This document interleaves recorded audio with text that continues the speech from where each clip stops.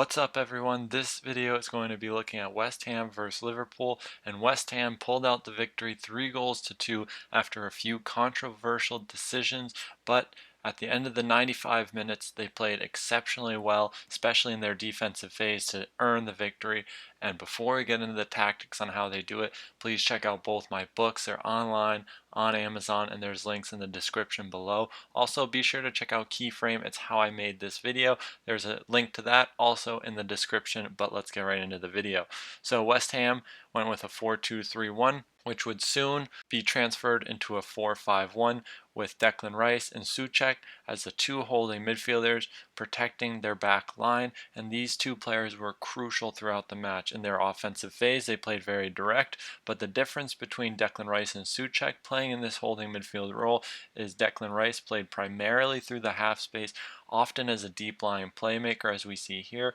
with players like Fornal, Jared Bowen, Antonio, all creating height within the team, then two or three players between the lines making advanced runs to narrow the Liverpool back four, as we see here with Andy Robertson getting sucked in with the run of Antonio inverted from the half space, which then frees up players in the wide area for the cross range pass to Jared Bowen, which is where they become so dangerous when the ball is in the wide area in advanced positions where they can cross or use cutbacks or create 2v1 situations. Liverpool defended in a 4-3-3, which controlled the central corridors very well, but this isn't the main source of West Ham's opportunities and chances created, as they really like to play either direct through a very narrow attacking line, or they like to vacate one area, play through the wide area, and try and create 2 versus 1s in wide situations and getting to crossing positions. Liverpool in possession played much differently than West Ham,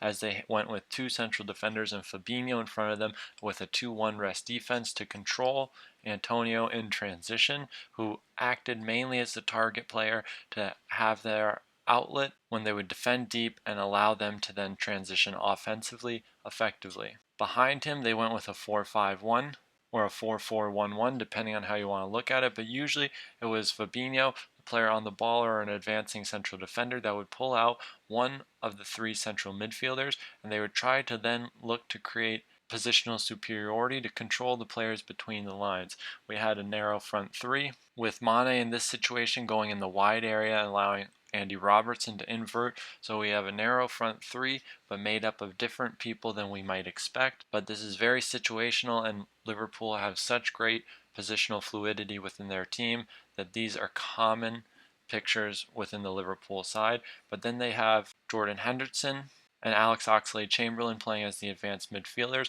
who would often drop deeper or wider in the half spaces to then release players like Trent Alexander-Arnold or Andy Robertson through the wide areas to try and overload the back four of West Ham with a 5 versus 4 in behind the midfield line. Trent Alexander-Arnold had a little bit more favoritism towards the half space to then utilize his range of passing, where Andy Robertson on this weak side would then create width and height, allowing for Mane, Jota and Salah to be closer to one another in the central corridors between the lines, and then with the service of Fabinho and Trent Alexander-Arnold as entry passes into these areas. They did look dangerous at times, although the compactness of the 4-5-1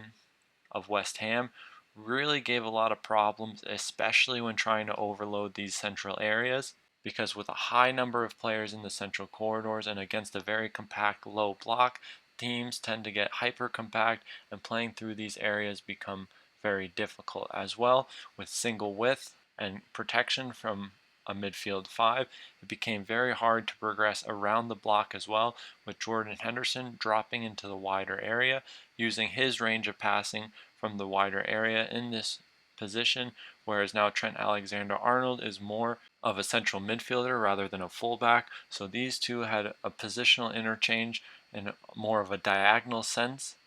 and they changed roles quite a lot in the match. When Thiago came on later in the game to try and give Liverpool control, we often saw Matip progressing the ball via dribbling to try and pull out a midfielder of West Ham, and this became very dangerous for Liverpool just as well as West Ham, because with committing players of the opposing midfield with a central defender, it leaves them slightly overextended, and with the effectiveness of transition from West Ham, it becomes very dangerous to leave these areas exposed. Even with a 2-3 rest defense of Liverpool, West Ham still found a way to effectively transition against this. So by committing players in your build-up like a central defender higher up the field, it does become very dangerous. We have our overload between the lines, as we said. This time Henderson sees himself playing through the half space,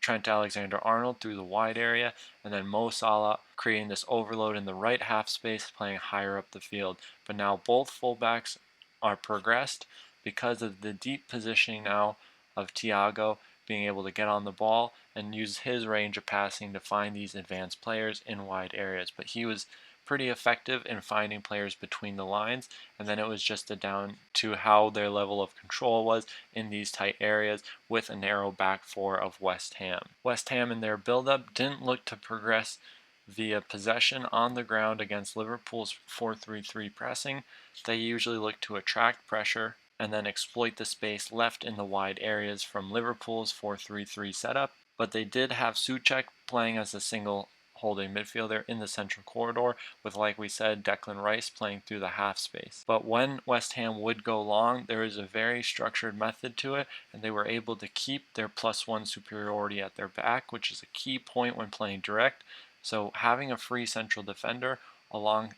in their back four gave them cover against a player like Mo Salah or players like Sadio Mane running deeper. And we can see just a little bit that the Liverpool players are drawn towards the ball in more of an inefficient way. But now we can look at the setup around where the ball is going to land for West Ham. So we have our fullback advancing, Declan Rice covering the contested 50-50 ball. Fornals coming across in the number 10 position, and then we have our players like Antonio and Jared Bowen, even our weak-sided wide midfielder comes across to then create an arc around where the ball is going to land, which gives West Ham the positional advantage, because if it lands to one of the Liverpool players who are a little too close to the drop, they have Declan Rice and their fullback as well as a free central defender to then be able to adequately press these players and cover in behind. Then we have our players higher up the field who are about 10 yards off the drop, where they could potentially be favorites to win any ball that falls in front of Liverpool and even press Fabinho if the ball were to land to him. And that's going to wrap up the analysis. I hope you guys enjoyed it, and I'll see you in the next one.